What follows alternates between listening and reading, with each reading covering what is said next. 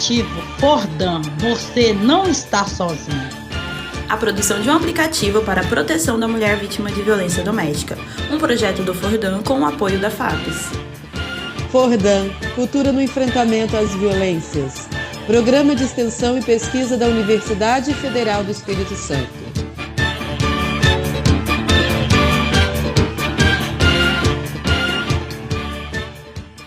A Advogada dos Pobres. A Defensoria Pública é uma instituição de portas abertas que atende a todas as pessoas que dela precisarem. Mas para uma parcela da sociedade que vive em um contexto socioeconômico menos favorecido, a Defensoria Pública é muitas vezes o único apoio jurídico com que se pode contar. E no caso das mulheres hipervulnerabilizadas, que são aquelas que, além da fragilidade socioeconômica, também são negras ou pardas e vítimas de violência doméstica, o trabalho feito pela instituição no Espírito Santo é exemplar, tendo inclusive reconhecimento nacional. Eu sou Fernanda Couzemenco e com os trabalhos técnicos de Robert Souza e Júlia Bruschi, o episódio de hoje do podcast Aplicativo Fordan traz ao estúdio do Laboratório de Áudio da UFES a defensora pública estadual Fernanda Prugner, que é a coordenadora do NUDEM, o Núcleo de Defesa dos Direitos da Mulher da Defensoria Pública do Espírito Santo. Muito bem-vinda, doutora Fernanda. Eu quero agradecer, em nome da Defensoria, o convite, porque esse é um tema e um espaço muito caro para a Defensoria. E quanto mais lugares nós pudermos aí difundir os direitos das mulheres, o trabalho da Defensoria, eu tenho certeza que mais mulheres serão beneficiadas e mais mulheres terão esse enfrentamento às violências. Então, a Defensoria Pública é uma instituição autônoma, né, que faz um atendimento gratuito e integral a essas mulheres em situação de violência. A maioria dessas mulheres que são atendidas na Defensoria hoje são mulheres negras, são mulheres pobres, são mulheres periféricas. Então, a gente tem um olhar atento a essas mulheres e uma preocupação muito grande enquanto instituição desse acolhimento, um acolhimento humanizado, um acolhimento especializado na escuta dessa mulher. Então, hoje, dentro da Defensoria, nós temos uma coordenação própria de promoção e defesa dos direitos das mulheres, justamente para dar visibilidade e um foco maior em relação ao enfrentamento a essas violências dentro da instituição e também em relação às políticas públicas para fora dessa instituição.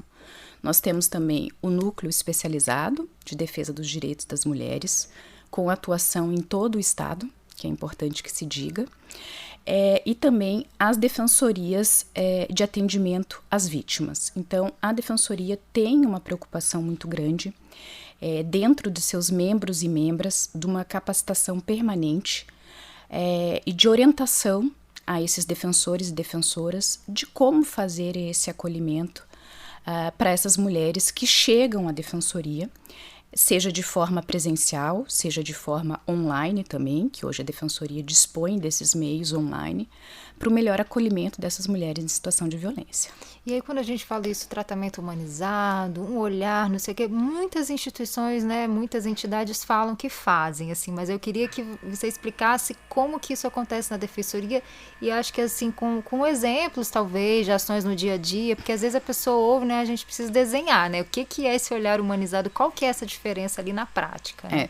Exatamente, assim, pela lei, todas as instituições, seja do Poder Judiciário, seja as delegacias especializadas, deveriam fazer esse acolhimento e esse olhar diferenciado para essa mulher em situação de violência, porque ela está com várias vulnerabilidades ali. Uhum. Então, a gente tem vulnerabilidades econômicas, vulnerabilidades sociais, enfim, hipervulnerabilidades. Então, é preciso um atendimento, uma escuta, né? Porque muitas vezes, quando essa mulher chega à Defensoria, ela já passou por outros espaços, como, por exemplo, as delegacias, e essa mulher foi revitimizada, teve sua palavra desacreditada. Então, uma preocupação que a Defensoria tem é de especializar seus membros e membras para essa escuta especializada, né? E para desburocratizar esse atendimento. Ou seja, muitas mulheres chegam sem documentos na defensoria, seja porque o agressor queimou, rasgou, justamente para impedir que essas mulheres tenham seus direitos atendidos. Como, por exemplo, caso de pensão alimentícia para os seus filhos, porque muitas dessas mulheres, ou posso dizer a maioria dessas mulheres, elas têm filhos ou filhas e necessitam de pensão alimentícia. E muitos dos agressores queimam. Então, muitas vezes, se ela não conseguir essa pensão, ela não vai nem conseguir sair de perto dele, né? Ela vai ficar se sentindo dependente dele, mesmo sendo violentada, né? Agredida, ameaçada de morte, né? E isso não é incomum, infelizmente, né?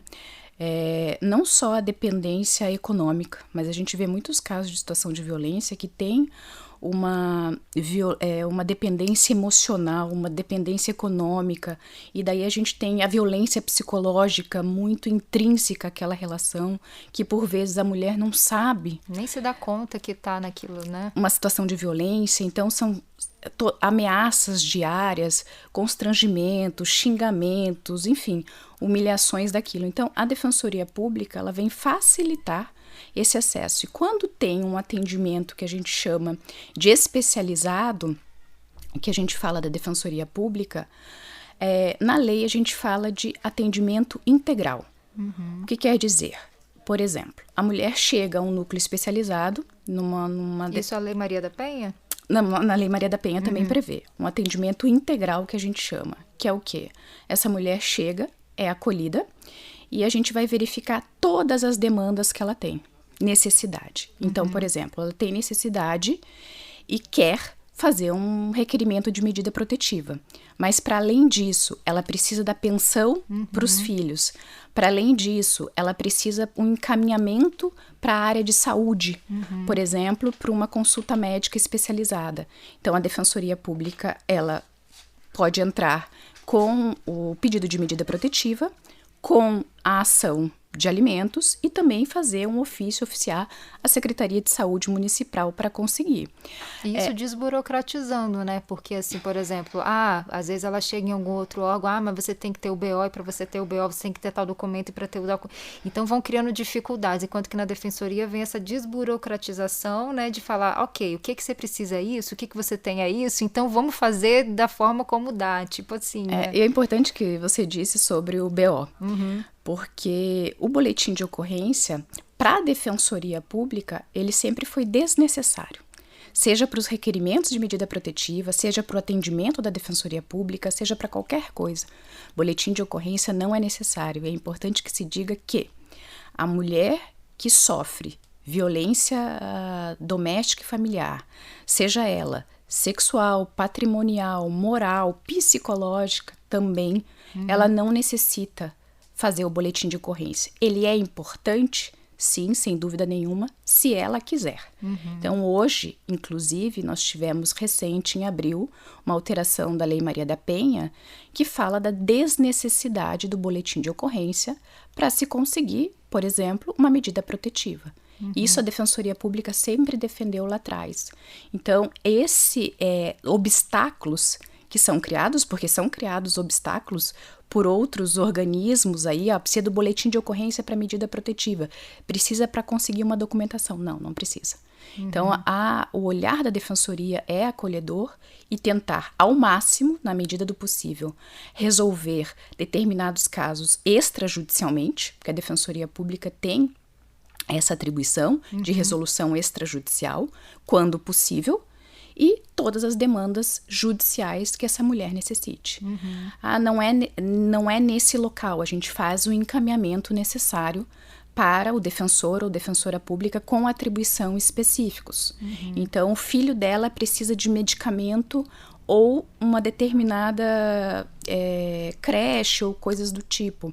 A gente faz o encaminhamento para o defensor ou defensora pública responsável por aquilo. Então, a mulher... Não fica jogando ela de um lado para o outro, né? Exigindo, testando se ela realmente, né, tá falando. Não, isso, né? De jeito nenhum. Eu acho que a primeira coisa que se deve fazer é acolher essa mulher, porque muitas vezes esse relato dessas mulheres não vão acontecer num primeiro momento. A gente teve um caso específico que essa mulher a gente atendeu durante 1 ano, essa mulher, E só depois de 1 ano ela falou, agora eu estou pronta para conversar sobre essa violência.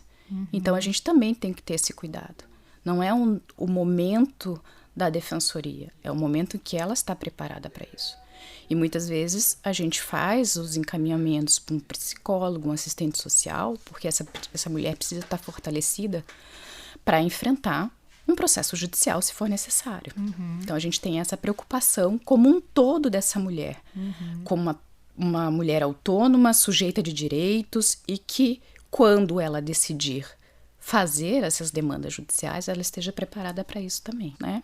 É claro que a gente tem alguns obstáculos enquanto instituição, enquanto instituição, é aí que a gente fala dos poderes públicos, do poder judiciário ali como um todo, nós somos uma instituição carente de recursos. Sim. De orçamento. Se a gente for olhar lá a distribuição de recursos, a defensoria fica com menor percentual, quer dizer, e é exatamente a instituição que trabalha com o público mais vulnerável. Então é uma forma que a gente vê macro, né, do Estado, assim como um todo, né, ele manter ali aquela situação de vulnerabilidade dessas pessoas, porque o órgão que está ali para atendê-las é o que tem menor orçamento, assim, a gente vê bem isso. Exatamente, e isso é um entrave, é um obstáculo da defensoria para ampliação desses atendimentos dessas mulheres em situação de violência em todo o Estado. Porque a violência não é só concentrada na Grande Vitória, né? Então, a gente tem na zona rural, enquanto núcleo, a gente tem casos que a gente atende de tentativas de feminicídio em Pancas, São Mateus, enfim, tem várias localidades em que, em alguns pontos desse, a Defensoria ainda Pública não foi instalada, não por falta de vontade institucional, mas por falta de recursos. Exato. Então, é preciso, quando se fala em defensoria, falar também do baixo orçamento da defensoria, para que exista uma vontade política, né, de suprir essa lacuna, porque quando você mesmo disse, quando a gente faz um comparativo, a defensoria é a última a receber. Sim. E com certeza é a porta de entrada para as pessoas em situação de vulnerabilidade econômica, e principalmente aqui falando da gente, das mulheres que são hipervulnerabilizadas por conta da violência. Sim. E aí tem esse olhar também para facilitar o acesso dessa mulher para chegar, a gente estava falando disso, assim, né? A gente está falando de mas a defensoria não cobra nada, é de graça, então a mulher que não tem recursos, ela pode, mas às vezes ela não tem dinheiro para pagar a passagem para chegar na defensoria, né? Como é que também se trabalha isso, esse obstáculo? Não é raro, tá? Algumas vezes acontecerem de essa mulher, por mais que nosso trabalho, como eu disse, é gratuito, é integral, é de portas abertas, essa mulher não consegue chegar. Então, hoje a Defensoria Pública, em relação às mulheres em situação de violência, ela faz atendimento nos centros de referência especializados do atendimento às mulheres, que hoje, Vitória, Vila Velha e Serra, infelizmente, ainda são esses centros de referência municipais que nós temos, em que a Defensoria faz atendimentos lá, e nesses locais a gente conta aí com assistência, psicólogos desses centros de referência, e que devem, né, ou deveriam custear essas passagens para essas mulheres. Quer dizer, ela tem esse direito, ela chegou lá, ela tem o direito de receber a passagem, né, o dinheiro, assim, para poder voltar para casa. Sim. E às vezes ela não conhece desse direito. Então, assim, é importante também que a gente fale que, enquanto instituição, nós temos uma obrigação, uma atribuição da educação em direitos. Então, por isso que a Defensoria Pública e o núcleo especializado também, a gente vai até os locais, a gente sai do nosso local, vai até os locais para fazer essa divulgação de direitos. Para que essas mulheres, por exemplo, líderes comunitárias de determinada região, consigam que a gente faça essa educação em direitos e que elas sejam replicadoras dessas informações. Então, isso é interessante que se diga. Então, uma das nossas atribuições e que é caro para nós enquanto defensoria, a gente busca cada vez mais ampliar, realmente é fazer essa educação de direitos. E deve ter vários direitos que a gente não tem nem ideia, assim, que já estão ali na lei, que a gente já podia estar acessando, essas mulheres principalmente mais vulneráveis, né? Como esse, poxa, ninguém imagina que ela pode ter a passagem dela paga ali no CRES, né? Exatamente, ninguém imagina que ela não precisa, né? Que ela pode ter essa passagem, que ela não precisa de boletim de ocorrência, por mais que a gente diga, muitas mulheres acreditam que ainda há necessidade de um boletim de ocorrência, enfim, às vezes não sabem a documentação necessária para um requerimento de pensão alimentícia, às vezes não vai procurar a defensoria porque não está com os documentos necessários porque o agressor queimou, mas não sabe que a defensoria pode fazer essa requisição. Então, assim, tem vários direitos que quando a gente vai até essas mulheres, né, a gente verifica essa necessidade. E com essas informações, acho que é interessante também, porque é uma via de mão dupla. Nós levamos as informações para essas mulheres, mas essas mulheres nos dão informações que faz, enquanto instituição, a gente repensar nos nossos atendimentos, para falar até onde, o que a gente pode mudar para ampliar esse acesso. Né? Ainda com os poucos recursos. E eu acho que isso a gente pensou também quando a gente criou o formulário de medidas protetivas online. Sim, durante a pandemia. Foi durante a pandemia que foi criado o formulário de medidas protetivas online, porque a gente começou a fazer um estudo em que a gente verificou que o número de medidas protetivas, de requerimento de medidas protetivas que chegavam ao judiciário tinham diminuído, que as violências estavam sendo potencializadas, mas a gente tinha que a gente chama de subnotificação. Essa mulher não conseguia chegar nas delegacias, não conseguia fazer um boletim de ocorrência na época online, que realmente era um boletim, a nosso ver, difícil de ser preenchido com todos aqueles dados. A gente pensou, sentou e falou, enquanto instituição democrática, enquanto instituição, porta aberta, o que vamos fazer para essas mulheres? Sim. Então, a gente criou um formulário simplificado, tá? Onde coloca, a gente até lista algumas coisas. Primeiro, em caso de urgência e emergência, os telefones em que ela pode entrar em contato, porque é importante que se diga. E em caso de explicando o que são as medidas protetivas de forma simples, rápida, didática e se ela quer ou não. A partir dali, ela indica, inclusive, um horário, seja de manhã ou seja de tarde, para que seja melhor atendida. Nós criamos um grupo de defensoras públicas especializados para atendimento desse formulário. Então, as defensoras públicas atendem essas mulheres e daí pega o relato dessas mulheres. Se for o caso, a gente faz o requerimento de medidas protetivas. E isso foi, num primeiro momento, um piloto para a Defensoria Pública naquela ocasião, mas é um formulário que hoje já ganhou um prêmio de resultados nisso. Nós já atendemos quase 1.000 mulheres, né, até a presente data, com esse formulário, fazendo o requerimento de medidas protetivas online, e virou uma política institucional. Hoje a gente pensa até em replicar em outras defensorias, porque nós fomos pioneiros nesse formulário de medidas. Foi só aqui no Espírito Santo? Foi. Olha, que legal. Enquanto defensoria, sim. Enquanto defensoria, então é importante que se replique. Porque, além de tudo, a gente tinha uma outra questão. A gente não... como a gente disse, a defensoria tem baixo orçamento. Então, o que a gente pode fazer para ampliar os serviços da defensoria sem... Aumentar o custo. Então, foi o formulário. Porque nós chegamos... É importante que se diga que o formulário, a gente atende todo o estado. E não só a Grande Vitória. Então, nós recebemos, e durante a pandemia, recebemos até hoje, do interior. Onde nem tem defensoria. Onde não tem defensoria. Então, a gente conseguiu ampliar o acesso da defensoria, né, nesse sentido. Mas isso não tira a força de vontade institucional de implementar Claro. efetivamente as defensorias das vítimas nesses locais que ainda não tem, né? E aí, quando a gente fala de formulário, também tem esse link com o aplicativo, né? Que Sim. o aplicativo também traz um pouco disso, quando você estava falando das informações, o aplicativo vem com isso também, né? Qual a informação que ela precisa ter? É medida protetiva? É pensão alimentícia? Os direitos dela? Então, assim, essa informação empodera essa mulher, né? E como é que está sendo o trabalho da Defensoria no aplicativo? O que já está sendo feito? O que a Defensoria quais os dados que ela vai tratar? Como que vai ser a atuação dela aí? Eu falo que o Fordan e a Defensoria já são parceiros de longa data, né?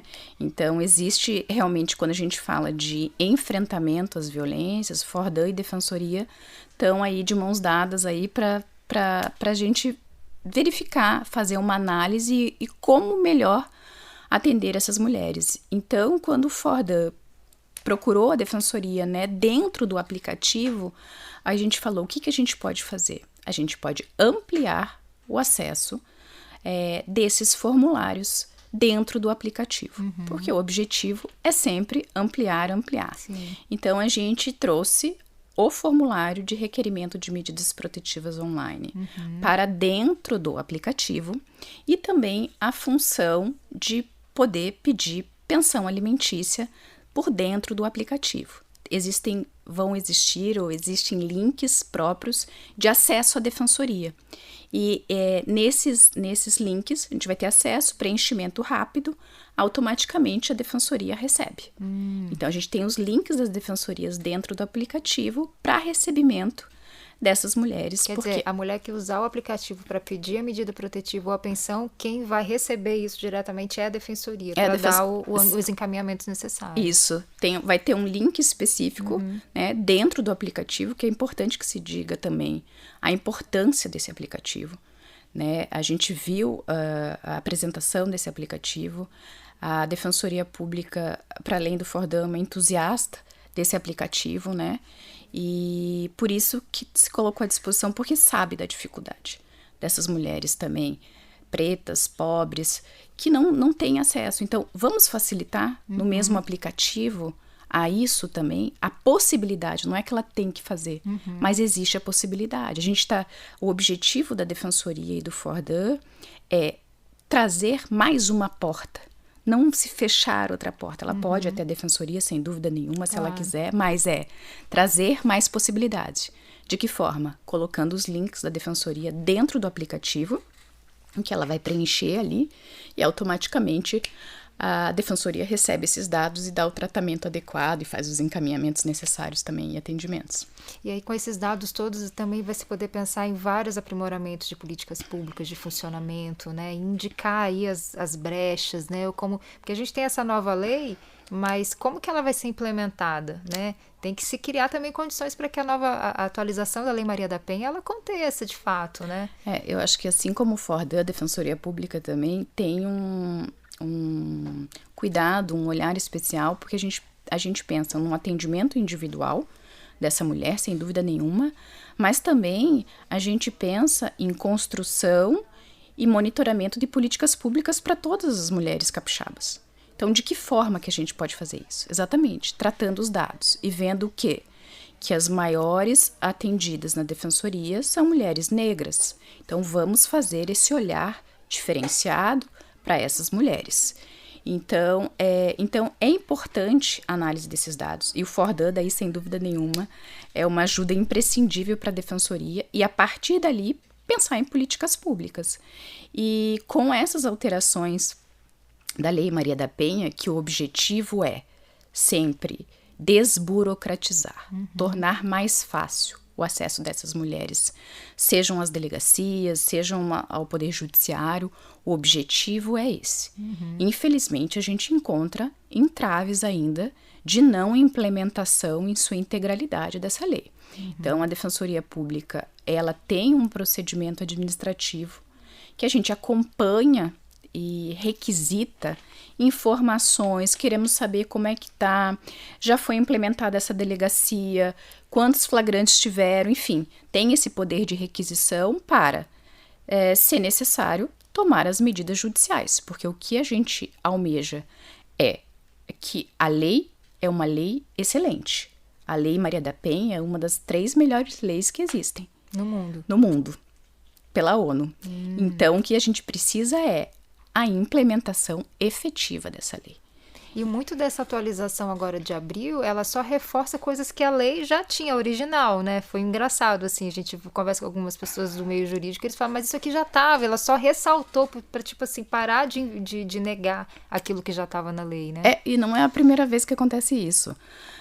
Parece que a lei está dizendo o que ela já disse, né?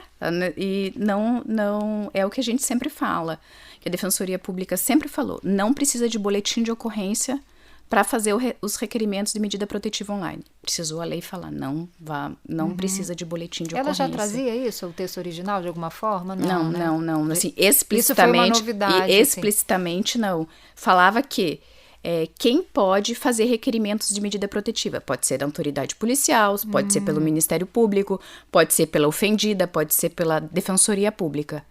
Mas não trazia isso expressamente. Aí o que se via? Em alguns juízos, obstáculo. A interpretação era, né?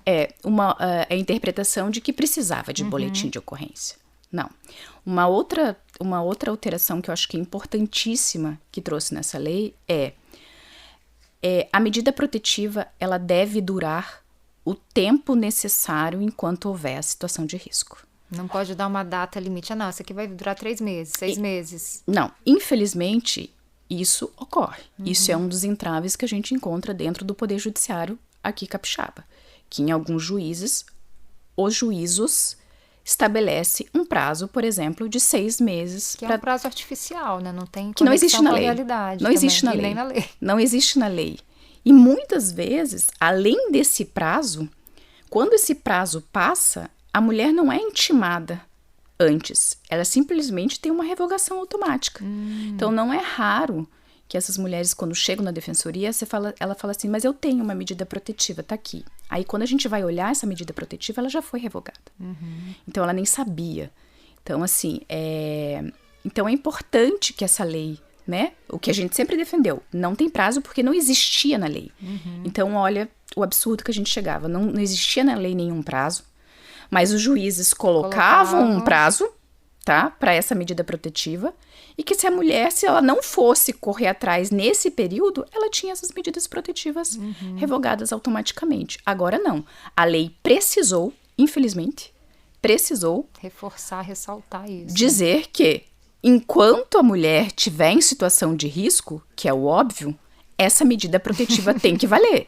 E antes de você revogar, Poder Judiciário, intime-se a mulher para saber que situação que está. Infelizmente, é isso que precisou a lei fazer. Mas isso foi importante que a lei trouxesse também.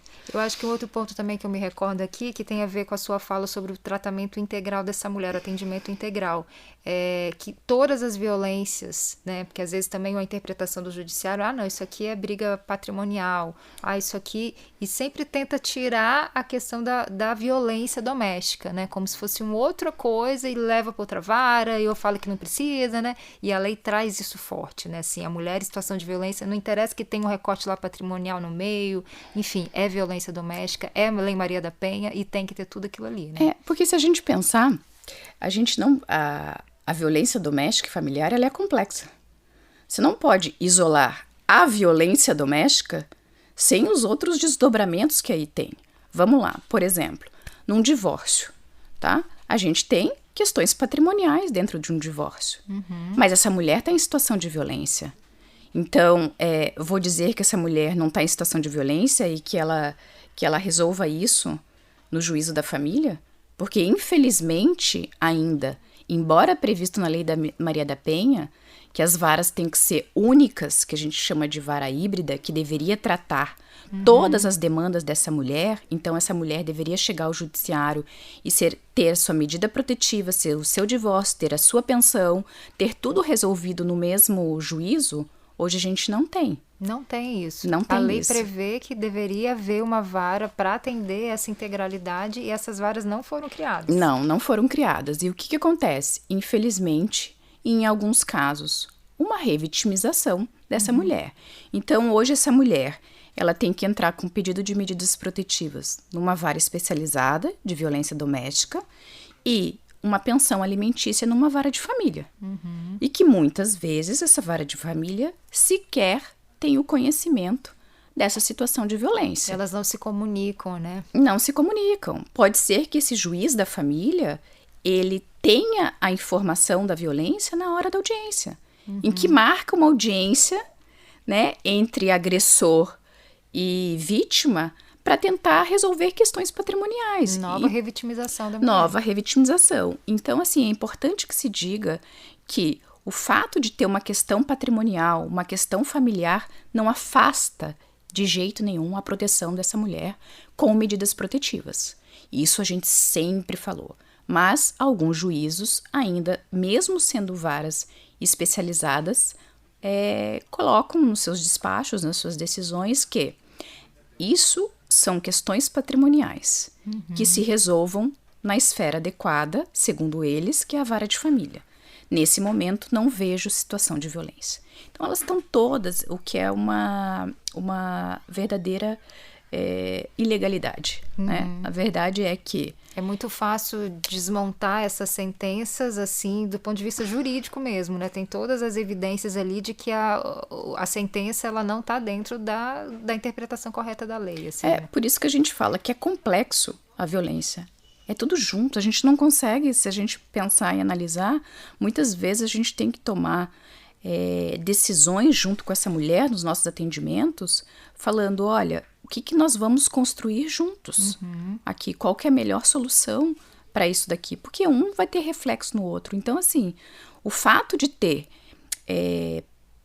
pensão alimentícia ainda para ser resolvida, questões patrimoniais, divisão de bens, divisão de carro, aluguel, enfim, uma série de coisas, não tira o direito dessa mulher de ter medida protetiva de jeito nenhum. Claro. Pelo contrário. Porque ela tem que salvaguardar a vida dela em primeiro lugar, né? Eu acho que muito mais do que isso também, essa mulher precisa das medidas protetivas até para enfrentar esse processo judicial, porque não é raro ocorrerem novas violências durante o curso de um processo judicial de divórcio.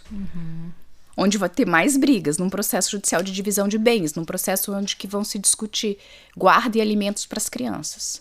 Então, mais do que nunca, essa mulher precisa dessa medida protetiva. Por isso que a gente não pode falar que isso é caso de patrimônio ou caso de pensão. Não, isso é caso de violência. E violência deve ser tratada com integralidade. Agora tá essa lei maravilhosa lá, o texto dela. Agora, como é que ela chega e se a gente está tendo toda essa dificuldade de interpretação do judiciário, toda a dificuldade de preconceito, misoginia, racismo, né, e nos outros sistemas policial e tudo mais, como que a gente vai garantir que essa lei nova agora ela seja implementada de fato, né? A gente vai ter que brigar por isso. Eu falo assim, a gente vai ter que brigar por essa questão ser implementada. Dentro do Estado, a Defensoria Pública, ela faz parte de alguns conselhos, né? Seja em âmbito estadual e para fora do nosso Estado, em âmbito nacional, onde a gente tem o Colégio de Defensores e Defensoras Públicas que tratam justamente como implementar essa lei. Porque enquanto instituição, não é só o atendimento individual, é o pensar coletivo. De que forma que a gente vai fazer? Vamos requisitar essas informações, então, para ver o que as DEANs estão fazendo? Vamos fazer com que as medidas protetivas que forem indeferidas, que forem negadas, elas sejam o número delas, né? Publicizado. Isso pra gente saber quantas medidas protetivas foram revogadas. E por quê, né? Às vezes a gente tem que ter o sigilo, claro, por conta, é importante que se diga que todo o atendimento de violência na defensoria, ele é sigiloso, ele é preservado, então esses dados não são tratados com muito cuidado, enfim, dentro dos nossos sistemas, mas também a gente precisa saber quantas foram concedidas, quantas foram negadas, quantas foram revogadas. E isso, daí a Defensoria tem um papel importante de requisitar e, se nada disso funcionar, aí sim entrar com as medidas legais pra gente, porque a gente quer que a implementação da Lei Maria da Penha em sua integralidade, sem dúvida nenhuma. Acho que é isso que a gente busca. Esse pedido de informação ele já foi feito, né, pelo assim, formalmente, né? Sim, a gente tem um procedimento administrativo dentro da coordenação de promoção e a gente tem a possibilidade, foram feitos alguns pedidos que a gente fala que são requisições.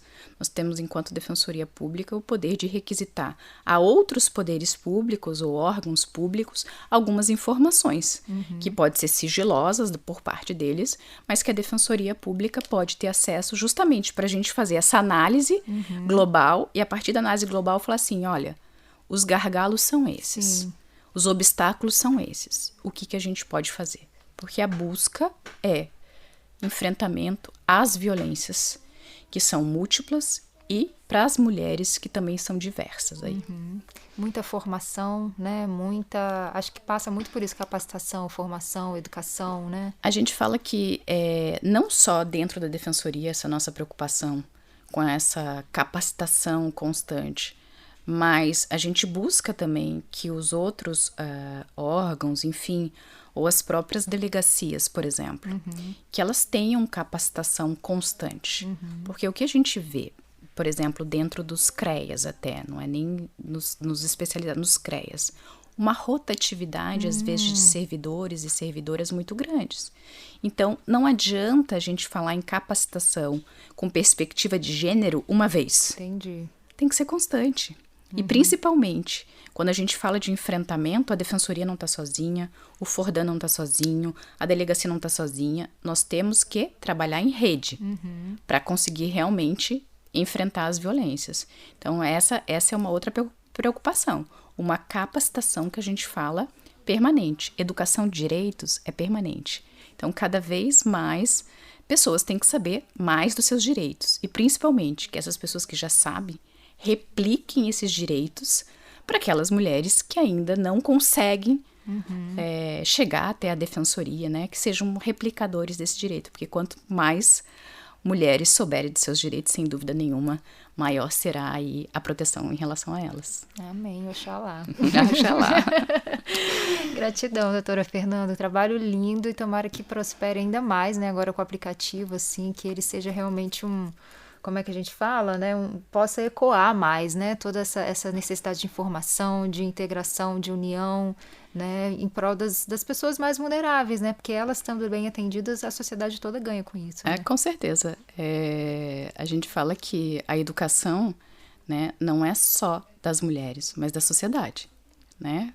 Com relação ao machismo, ao racismo, em relação à sociedade. A gente vai ter uma mudança em relação ao enfrentamento às violências com educação, né? Então, o aplicativo, eu acho que é uma ferramenta fundamental aí, e eu tenho certeza absoluta que ele vem aí com uma inovação que nós não temos ainda, né, aqui no estado, e que tenho certeza que muitas mulheres aí serão beneficiadas por esse aplicativo, e a Defensoria é uma grande entusiasta e parceira do Fordan, e agradeço mais uma vez pelo convite. Maravilha, gratidão. Obrigada.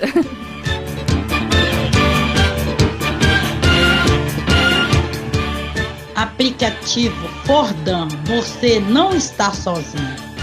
A produção de um aplicativo para a proteção da mulher vítima de violência doméstica. Um projeto do Fordan com o apoio da FAPES. Fordan, Cultura no Enfrentamento às Violências. Programa de Extensão e Pesquisa da Universidade Federal do Espírito Santo.